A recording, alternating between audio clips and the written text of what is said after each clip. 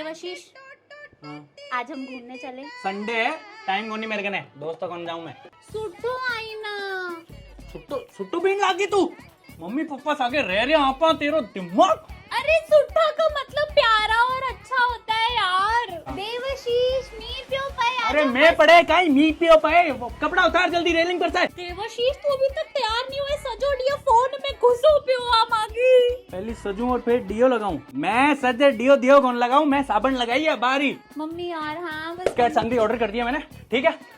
रोटी तू बना ले और फिर कह संगी सके आपा रोटी खा, ठीक है। सिंधी फूड ऑर्डर होगा। कल ही तो सिंधी फूड खाया था, रोज रोज सिंधी फूड खाऊंगा क्या। वो चरियो चरियो मैं गाय को होता हूँ क्या जो खाना चरूंगा।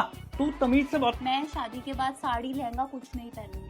हाँ साड़ी लहंगो पहनने की जरूरत ही कौन नहीं। तू कहीं पहनती, तू बता कहीं पहनती फिर। Jeans T shirt palazzo cord set. तो जिको भी कपड़ों तू पहरे नहीं कोई दिक्कत कौन नहीं। ऊपर घूंघट कर रही है बस, मुंडो ढक लिया, बाकी कोई दिक्कत ही कौन नहीं, ठीक है।